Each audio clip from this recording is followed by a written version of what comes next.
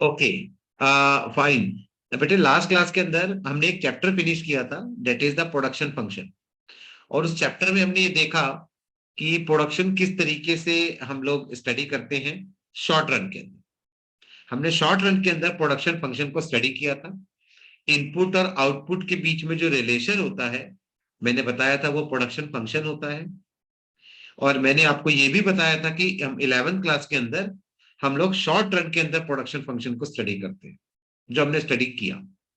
ठीक है, उसमें हमारा लॉ ऑफ वेरिएबल प्रोपोर्शन बहुत ही इंपॉर्टेंट कॉन्सेप्ट था, वो हमने डन किया। फिर हमने टीपी और एमपी में रिलेशन, एपी और एमपी में रिलेशन देखे, और कुछ उसके न्यूमेरिकल्स भी हमने डिस्कस किए। ओके, आज की क्लास के अंदर एक नया फ्रेश चैप्टर स्टार्ट करने जा रहे हैं, और उस चैप्टर का नाम है कॉस्ट। एक्चुअली में जब हम प्रोडक्शन करते हैं, किसी भी चीज को प्रोड्यूस करते हैं, तो प्रोडक्शन करने के बाद बेटे, बाद क्या, प्रोडक्शन करते समय, उसको प्रोड्यूस करते समय, किसी भी गुड्स को प्रोड्यूस करते समय पैसा खर्च होता है। जो भी पैसा खर्च होता है किसी भी चीज को प्रोड्यूस करते समय, उसे कॉस्ट कहते हैं इकोनॉमिक्स के अंदर। तो उस चैप्टर में कॉस्ट के अंदर और क्या क्या चीजें स्टडी करेंगे, कॉस्ट का क्या कैटेगराइजेशन है, चलिए मैं आपको नोट्स में करवाता हूँ। चैप्टर स्टार्ट करते हैं। ठीक है, चैप्टर का नाम है बेटे कॉस्ट, और ये 11th क्लास की सेकंड थर्ड यूनिट है बेटे। ओके, चलिए नोट्स क्रिएट करते हैं उसके चैप्टर की।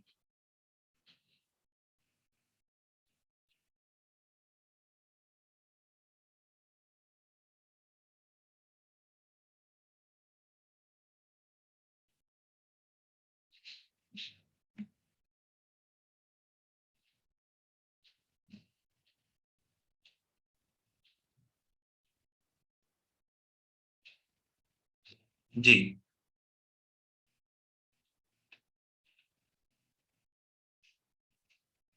फाइन। चैप्टर का नाम लिख लीजिए बेटे, चैप्टर का नाम है आपका, एक मिनट, चैप्टर का नाम है बेटे कॉस्ट।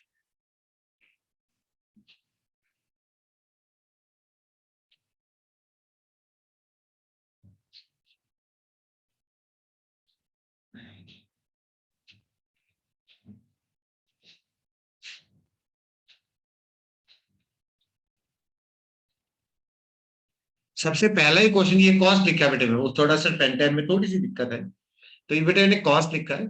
अभी जो चैप्टर बेटे जो कॉस्ट है, इसमें सबसे पहला ही क्वेश्चन आएगा कि व्हाट इज कॉस्ट। इकोनॉमिक्स में कॉस्ट होती क्या है, व्हाट इज कॉस्ट, सिंपल सा क्वेश्चन आता है, व्हाट इज कॉस्ट। चलिए क्वेश्चन बना लीजिए, क्वेश्चन लिखिए, सबसे पहले क्वेश्चन लिखिए।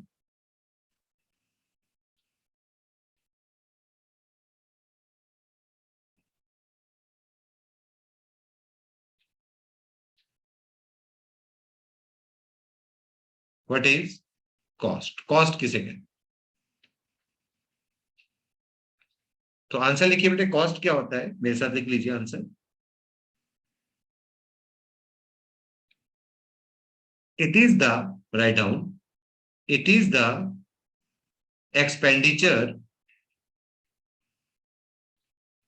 it is the expenditure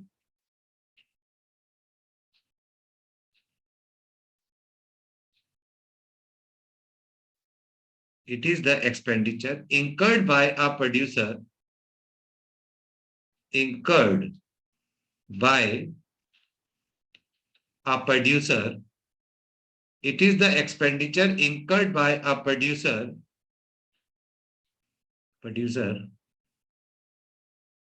to purchase inputs, to purchase inputs, to purchase inputs for the production of, for the production of goods। किसी भी गुड्स का प्रोडक्शन करते समय इनपुट्स को परचेज करने के ऊपर जो पैसा खर्च होता है, हम उसे कॉस्ट कहते हैं। जैसे फॉर एग्जांपल, मान लीजिए हमारा एक चेयर बनाने का, फर्नीचर का एक हमारी फैक्ट्री है। अब उस फर्नीचर को बनाते समय अगर हम कोई टूल्स खरीदते हैं तो हमारी कॉस्ट कहलाएगी। हम फर्नीचर को बनाते समय वुड्स खरीदते हैं, रॉ मटेरियल खरीदते हैं, वो हमारी कॉस्ट कहलाएगी। हम लेबर को पैसा पे करते हैं, वो भी हमारी कॉस्ट कहलाएगी। जिस फैक्ट्री के अंदर हम लोग वो चेयर बना रहे हैं, उस फैक्ट्री का रेंट पे करते हैं, वो भी कॉस्ट कहलाएगी। तो बेसिकली किसी भी गुड्स को प्रोड्यूस करते समय उस प्रोडक्शन के दौरान जो भी पैसा खर्च होता है वो सारी कॉस्ट कहलाती है। क्लियर? ये तो बहुत मोटा मोटा समझ में आ गया। अगर एग्जांपल लिखना चाहें तो आप इस तरीके से लिख सकते हैं, जैसे एग्जांपल अगर लिखना चाहें, जैसे एक्सपेंडिचर ऑन, जैसे एक्सपेंडिचर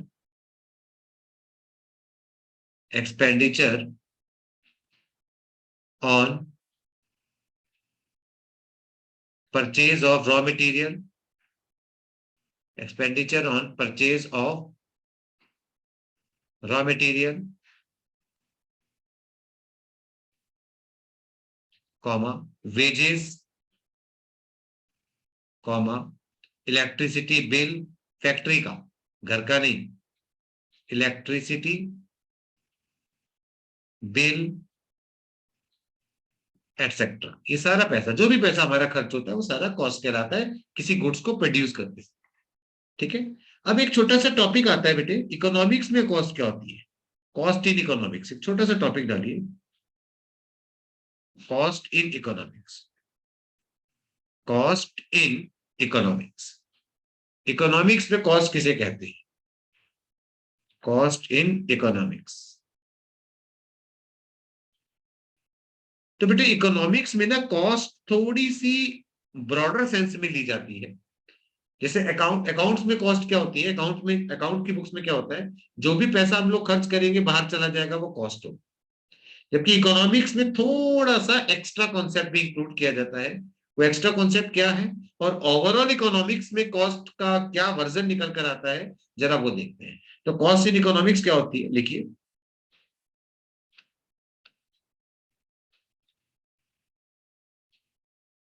राइट डाउन।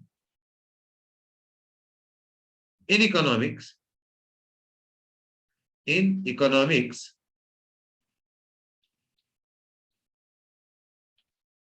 इकोनॉमिक्स लिखा है in economics, comma cost is the sum total of, cost is the, is the sum total of, cost is the sum total of explicit cost, explicit cost and implicit cost, explicit cost and implicit cost। Economics में जो cost होती है ना बेटे, वो explicit और implicit cost का sum total होती है। डेट इज, आप ऐसे लिख सकते हैं, cost in economics is equal to, cost in economics equals to explicit cost. अब ये क्या होती है मैं भी समझा दूंगा आपको। Explicit cost plus implicit cost, यानी कि इकोनॉमिक्स में कॉस्ट, दो तरह की कॉस्ट का सम टोटल होती है, जिसमें एक होती है एक्सप्लिसिट कॉस्ट और दूसरी होती है आपकी इम्प्लिसिट कॉस्ट। इन दोनों को आप प्लस करेंगे तो इकोनॉमिक्स में कॉस्ट निकल कर आती है। चलिए ये तो समझ में आ गया। अब लेकिन ये एक्सप्लिसिट कॉस्ट क्या होती है और इम्प्लिसिट कॉस्ट क्या होती है, जरा ये समझते हैं। अगर एक नंबर में क्वेश्चन आता है what is cost in economics, तो आप सिंपल आप इतना लिख सकते हैं भाई कि cost in economics means sum total of explicit and implicit cost. इतना लिखने से काम चल जाएगा। लेकिन हमें तो समझना है भाई, और भी क्वेश्चन बन सकता है अलग से कि भैया एक्सप्लिसिट कॉस्ट क्या होती है या इम्प्लिसिट कॉस्ट क्या होती है, वो बता दो।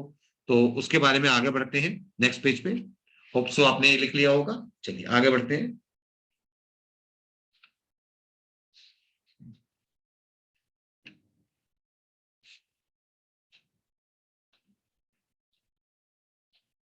जी, तो यहां लिखिए, अब पहले लिखिए explicit cost.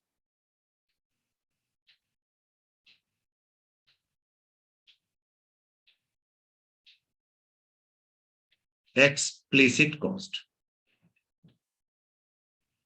Explicit cost.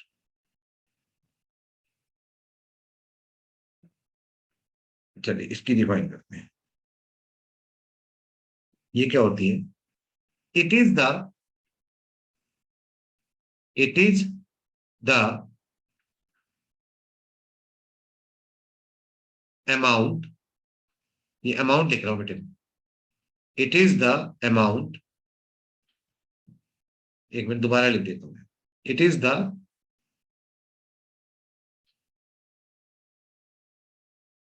Amount spent on purchasing inputs, purchasing inputs, it is the amount spent on purchasing inputs from the outside, from the outside, and for hiring, and for hiring factor services, and for hiring factor services। मतलब बेटे अगर कोई producer किसी inputs, बाहर से किसी inputs को purchase करने के ऊपर पैसा खर्च करता है, जैसे एग्जांपल, जैसे जैसे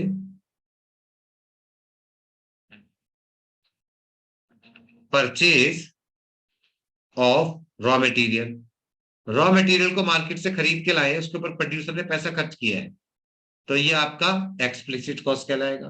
या प्रोड्यूसर ने किसी सर्विसेज को हायर किया है, जैसे मान लीजिए किसी लेबर को कहा भाई हमारे यहाँ पर काम कर दीजिए, तो उसकी सर्विसेज हायर की है लेबर की, तो wages to labour, wages to labour, वो लेबर को खरीद के तो नहीं लाया है लेकिन लेबर की सर्विसेज हायर की है, तो बाहर से फैक्टर सर्विसेज जो हायर की है उसको पैसा पे करा जाए, या बाहर से हम लोग किसी फैक्टर इनपुट्स को परचेज करके लाए उसके लिए पैसा पे किया जाए, एटसेट्रा।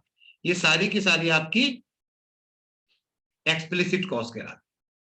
मोटे मोटे तौर पर अगर आप समझना चाहें आसान भाषा में, तो जो भी पैसा प्रोड्यूसर बाहर पे करता है किसी गुड्स को प्रोड्यूस करने के लिए, बाहर पे करना पड़ता है उसको, चाहे वो किसी सामान को खरीदने के लिए करना पड़े या कोई सर्विसेज का यूज करने के लिए करना पड़े, जैसे ट्रांसपोर्टेशन कॉस्ट, इलेक्ट्रिसिटी बिल, पैसा बाहर पे करना पड़ रहा है, बाहर जा रहा है पैसा, ठीक है, बाहर पैसा जा रहा है, तो वो सारी की सारी एक्सप्लिसिट कॉस्ट कहलाती है, ठीक है। अच्छा, क्योंकि इसके अंदर पैसा एक्चुअली में जाता है, एक्चुअल अमाउंट स्पेंड होता है, it is the actual amount spend, यहाँ पर आप एक्चुअल वर्ड लगा सकते हैं, यहाँ पर ना आप साथ में it is the actual amount spend भी लगा सकते हैं, एक्चुअली में पैसा स्पेंड होता है, it is the actual amount spend. तो जो भी एक्चुअली में पैसा खर्च होता है वो सारा एक्सप्लिसिट कॉस्ट कहलाता है।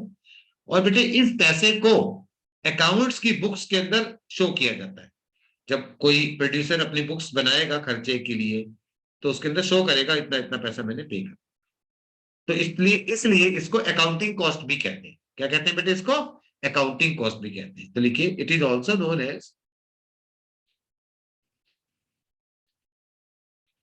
it is also it is also known as accounting cost, single inverted comma में लिख लेना, it is also cost as known as accounting cost। इसे बेटे अकाउंटिंग कॉस्ट भी कहा जाता है क्योंकि अकाउंट्स की बुक्स में आती है। समझ में आ गया? एक्चुअली में जो पैसा पे करना पड़ता है। नेक्स्ट है बेटे हमारी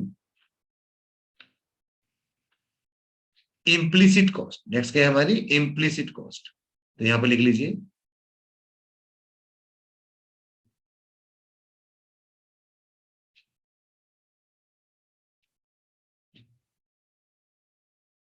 इम्प्लिसिट कॉस्ट। नेक्स्ट है इम्प्लिसिट कॉस्ट। इम्प्लिसिट कॉस्ट क्या होती है ये भी जरा समझ लेना बेटे पहले।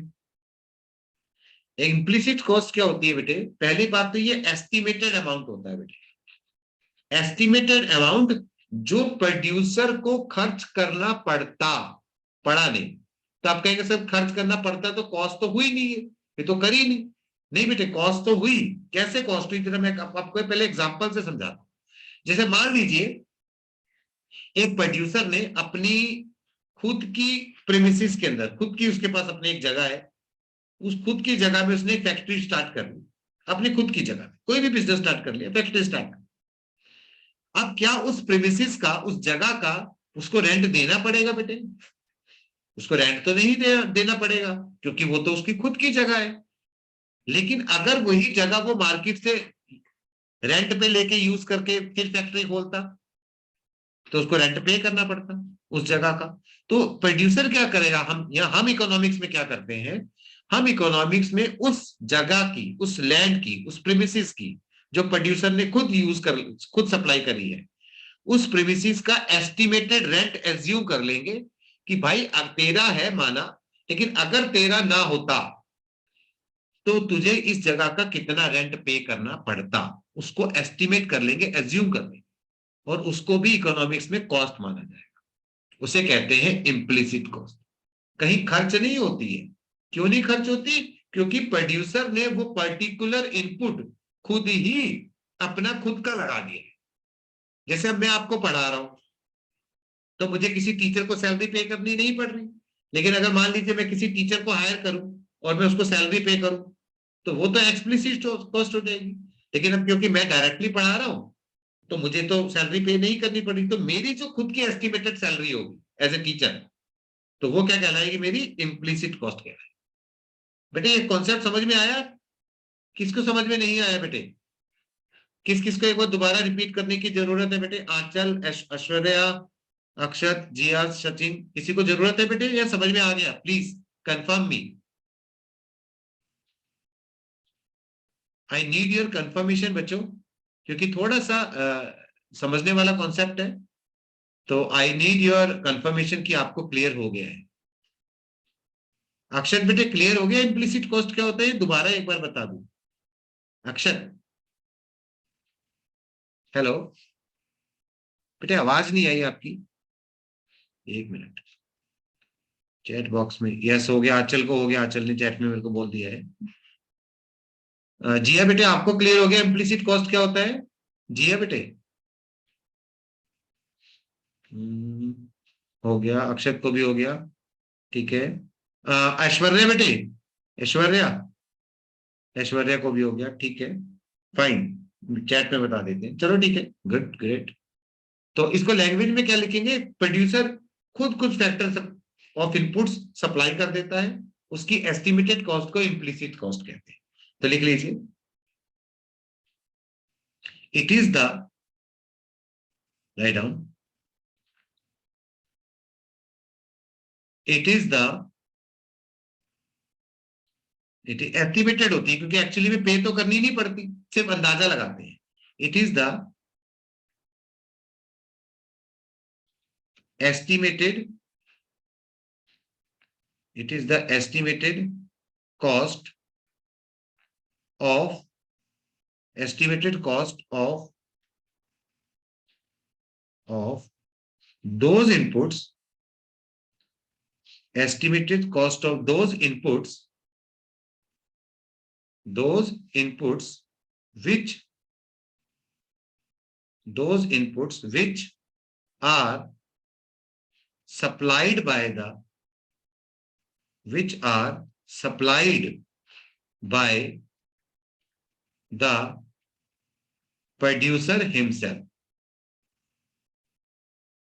which are supplied by the producer himself।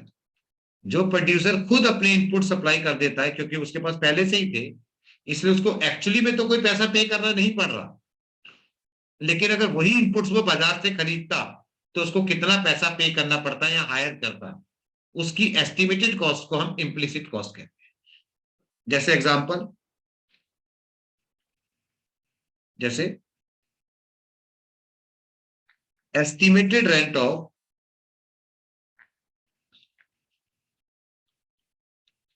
estimated rent of on land of producer, estimated rent of on land of producer, estimated rent of on land of producer। ठीक है बेटे, और हो सकता है estimated salary of producer, estimated salary of producer. Producer खुद काम कर रहा है अपनी फैक्ट्री के अंदर, तो उसकी जो एस्टिमेटेड सैलरी होगी वो इम्प्लिसिट कॉस्ट कहलाएगी। ये इम्प्लिसिट कॉस्ट। क्लियर बेटे? चलिए, होप सो लिख लिया होगा आपने। अब आगे बढ़ते हैं। तो हमें समझ में आया इकोनॉमिक्स में कॉस्ट एक्सप्लिसिट होती है और इम्प्लिसिट होती है। अब इसमें ना बेटे क्वेश्चन कैसा आता है इसके ऊपर ना आपको कहेगा, आपको एक आधी स्टेटमेंट दे देगा,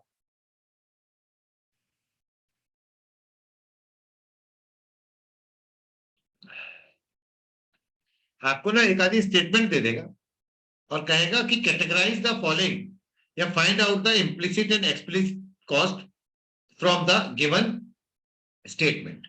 स्टेटमेंट दे देगा, कहेगा इसमें से इम्प्लिसिट और एक्सप्लिसिट कॉस्ट को फाइंड आउट करिए। 3 स्टेटमेंट दे देता है कई बार और 3 नंबर का क्वेश्चन क्रिएट कर देता है। तो जैसे मैं एक एग्जांपल आपको करके दिखाता हूँ, इससे पहले आगे बढ़ूं मैं आपको करके दिखाता हूँ कैसा क्वेश्चन आ सकता है इसका। जैसे एक एग्जांपल करके दिखाता हूँ, कैटेगराइज करके दिखाता हूँ, ठीक है? चलिए नोट में करके दिखा देता हूँ कैसा क्वेश्चन बनता है। देखिए जैसे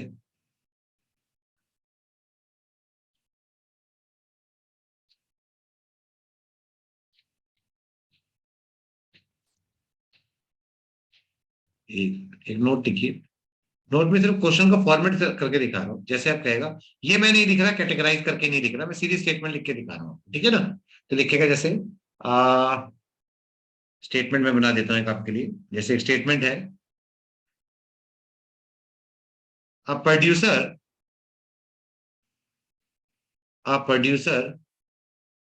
starts starts a factory a producer starts a factory at his own land या बिल्डिंग लिख लो, at his own building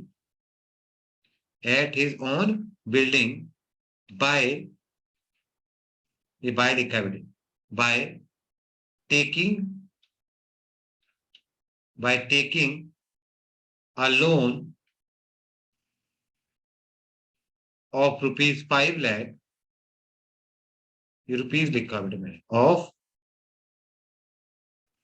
एक मिनट यार, of rupees 5 lakh from a bank, एक बैंक से प्रोड्यूसर ने 5 लाख रुपए का लोन लिया बैंक से और अपनी खुद की बिल्डिंग के अंदर, ओन बिल्डिंग के अंदर एक फैक्ट्री स्टार्ट करी। और क्वेश्चन क्या है कि कैटेगराइज नहीं, find out the implicit and explicit cost from the given statement. तो आप क्या करेंगे, देखिए आप लिखेंगे जैसे अपनी खुद की बिल्डिंग है तो उसको एस्टिमेटेड रेंट जो उसको पे करना होगा, पे नहीं करना होगा लेकिन उसका अंदाजा लगाएंगे कि उसकी बिल्डिंग का जो एस्टिमेटेड रेंट है वो कितना होगा। तो यहां पर देखिए फॉर्मेट देखिए कैसे लिखेंगे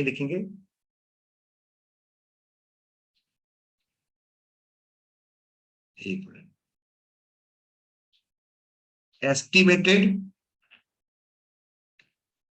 estimated rent of his own building,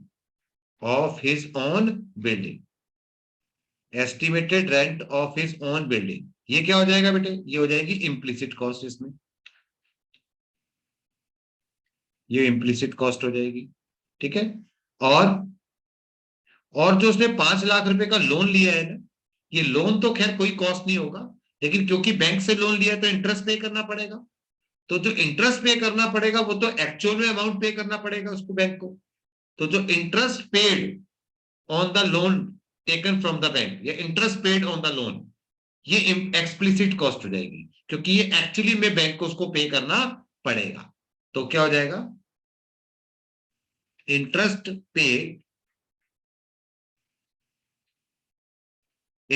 paid on loan, और इंटरेस्ट जो पे करेगा लोन के ऊपर वो कौन सी कॉस्ट हो जाएगी, एक्सप्लिसिट कॉस्ट हो जाएगी। Explicit cost. कई बार स्टेटमेंट के अंदर दोनों कॉस्ट होती हैं, कई बार स्टेटमेंट के अंदर एक ही कॉस्ट छिपी हुई होती है, तो आपको फाइंड आउट करना होता है। तो इस तरह का एक 3 नंबर का क्वेश्चन आता है। ये तो मैंने एक स्टेटमेंट दी, ऐसे 2 या 3 स्टेटमेंट देता है, 3 नंबर का एक क्वेश्चन क्रिएट करवाता है एग्जामिनर। समझ में आ गया बेटे?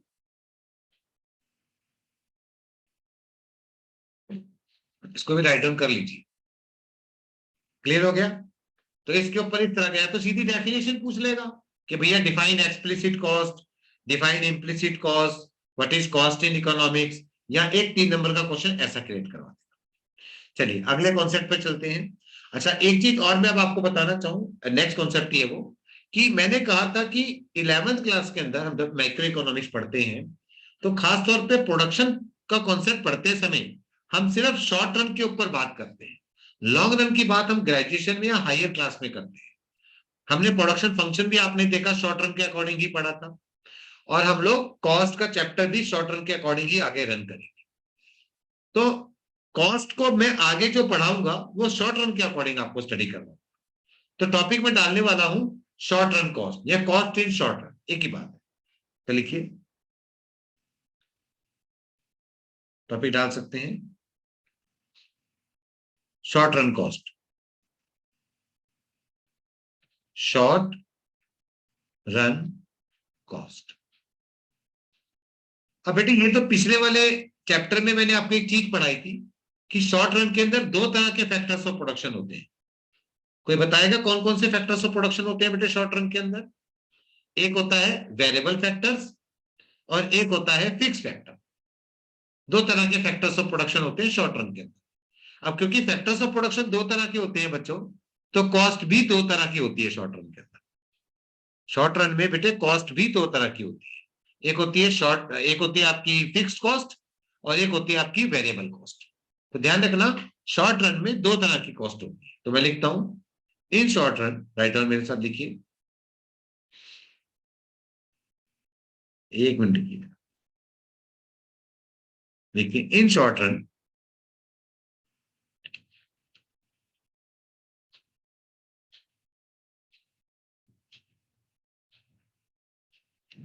in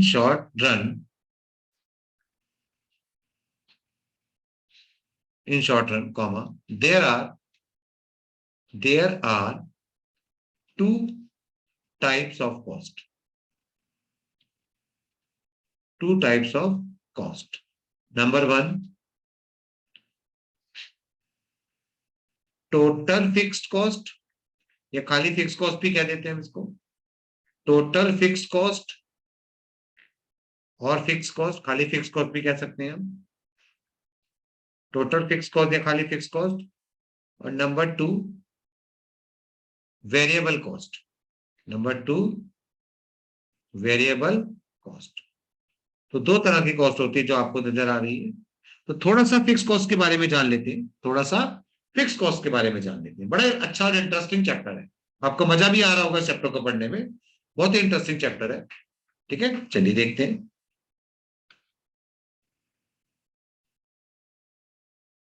तो पहले हेडिंग डाल लीजिए आप, total fix cost. Total fix cost, fix cost ही कहते हैं एक तरह का, टोटल फिक्स्ड कॉस्ट। इसको ना बेटे शॉर्ट फॉर्म में टीएफसी बोला जाता है। तो डायग्राम वगैरह भी इसका एक छोटा सा बनता है, तो उसमें भी इसको टीएफसी लिखेंगे। टीएफसी मतलब total fix cost. Total fix cost क्या हो? बड़ी सिंपल सी बात है बेटा, फिक्स फैक्टर्स आपने पढ़े थे। फिक्स फैक्टर्स को परचेज करने या फिक्स फैक्टर्स को हायर करने, दोनों बातें हो सकती है। फिक्स फैक्टर्स को परचेज करने या फिक्स फैक्टर्स को किराए पे लेने पे जो पैसा खर्च करना पड़ता है वो फिक्स कॉस्ट कहलाता है। तो लिखिए, it is the expenditure incurred, it is the expenditure, it is the expenditure incurred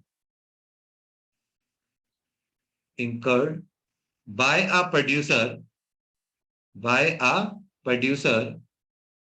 it is the expenditure incurred by a producer for purchasing or hiring, for purchasing or hiring purchasing और hiring fixed factors of production, purchasing और hiring fixed factors of production. Fixed factors of production जो होते हैं उनको खरीदने या किराए पे लेने पे जो भी पैसा खर्च होता है उसे हम फिक्स कॉस्ट कहते हैं।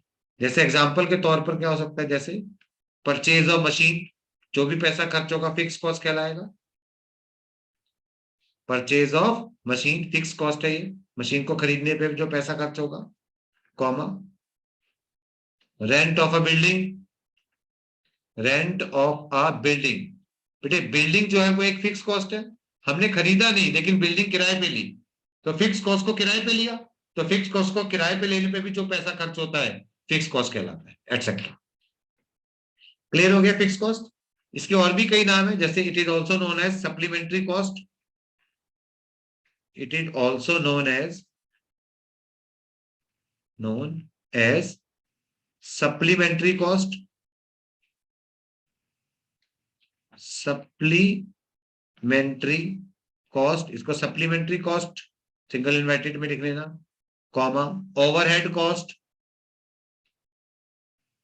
Overhead cost, comma indirect cost, indirect cost और अनअवॉइडेबल कॉस्ट, अनअवॉइडेबल कॉस्ट, ये सब इसके अदर नेम है। Supplementary cost, overhead cost, indirect cost, unavoidable cost. अगर मैं इसको एक ग्राफ में बना के आपको दिखाना चाहूं, तो जैसे ये यहाँ पर हम आउटपुट ले रहे हैं कि मैं कितनी यूनिट प्रोड्यूस कर रहा हूँ, आउटपुट यूनिट्स बना रहा हूं मैं, मान लीजिए मेरे पास एक चेयर की फैक्ट्री है, मैं चेयर बनाता हूँ, यूनिट्स मतलब मैं कितनी चेयर बना रहा हूँ, ठीक है, और ये टोटल फिक्स कॉस्ट है। मान लीजिए मैंने चेयर बनाने की फैक्ट्री किराए पे दे रखी है और उसका 10,000 रुपए का किराया है फैक्ट्री का, ठीक है बेटे, 10,000 रुपए किराया है। अब लेट एज्यूम मैंने एक भी चेयर नहीं बनाई, तो मुझे 10,000 रुपए किराया देना पड़ेगा, 10 मतलब 10,000 रुपए। आप चाहे चेयर बनाओ या ना बनाओ, आपको किराया तो देना पड़ेगा।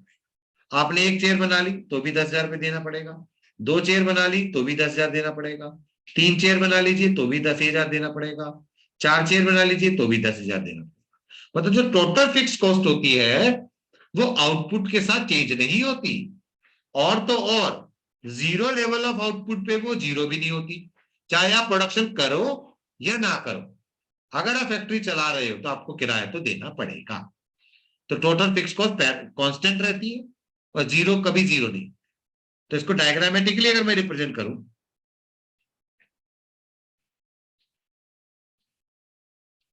तो देखो, अगर हम इसको डायग्रामेटिकली रिप्रेजेंट करने की कोशिश करें तो यहां पर तो हम लिख लेंगे आउटपुट,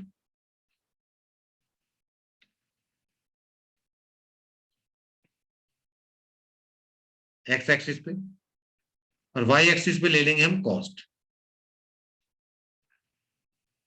ठीक है। और कुछ ऐसे बनती है बेटी, ये होती है पैरेलल टू एक्स एक्सिस, ऐसे, ये टीएफसी है। आप कहेंगे सर आपने तो सीधी बना दी, सीधी इसलिए बना दी बेटे, जीरो लेवल पे भी 10 होगी, वन लेवल पे भी कितनी होगी 10, टू लेवल पे भी कितनी होगी 10, थ्री लेवल पे भी कितनी होगी 10, फोर्थ लेवल पे भी कितनी होगी 10, ये तो चेंज ही नहीं होती, तो ये पैरेलल टू एक्स एक्सिस बनी। और इसके बारे में एक दो बातें अगर मैं लिखना चाहूं, पहली बात यहां लिख लीजिए, पहली बात तो ये कि टीएफसी कर्व, टीएफसी का जो कर्व है, TFC curve never starts from origin, never starts, starts लिखना था, यहां लिख देता हूं, नेवर स्टार्ट्स फ्रॉम ओरिजिन, कभी ओरिजिन से स्टार्ट नहीं होता, यहां से कभी यहां से स्टार्ट नहीं होगा, क्यों? Because TFC never be zero, because TFC never be zero, कभी टीएफसी जीरो नहीं होगी, इसलिए वो कभी भी ओरिजिन से स्टार्ट नहीं करता है। दूसरी बात, टीएफसी कर्व ये डायरेक्ट देखो, TFC is parallel to X axis, TFC is parallel to X axis. TFC बेटे एक्स एक्सिस के पैरेलल होती है, क्यों होती है? Because it remains constant, it remains, because it remains constant, it remains constant with any change, it remains constant with any change in output। Output में चाहे कोई भी चेंज हो, ये चेंज नहीं होती, ये कांस्टेंट रहती है, इसलिए ये पैरेलल टू एक्स एक्सिस। तो ये टोटल फिक्स कॉस्ट का नेचर मैंने आपको दो बातों में बताया, डायग्राम हल्का सा बना के दिखा दिया और एक हल्का सा शेड्यूल बना के दिखा दिया। आई होप आपको ये टीएफसी समझ में आ गया होगा। इसके साथ ही हम आज की क्लास में इतना ही करेंगे बच्चों। नेक्स्ट क्लास के अंदर हम इस चैप्टर का जो बैकबोन होगा, और इस चैप्टर का बैकबोन है टोटल वेरिएबल कॉस्ट, टीवीसी। जो मैं बता रहा था, दो तरह की कॉस्ट होती है, एक फिक्स कॉस्ट होती है और एक वेरिएबल कॉस्ट होती है। तो फिक्स कॉस्ट तो बड़े आराम से क्लियर हो गई। जो बेटे वेरिएबल कॉस्ट होती है ना बच्चों, वो कॉस्ट चैप्टर का सबसे मेन पार्ट है, तो वो हम नेक्स्ट क्लास के अंदर सीखेंगे। आई होप आपको ये सारा कॉन्सेप्ट आपको क्लियर हो गया। कोई डाउट है तो बेटे पूछ सकता है कोई भी, if anyone has any doubt, किसी को डाउट है तो बेटे पूछ सकते हैं इसमें, अदरवाइज आज हम इतना ही करें, ठीक है ना।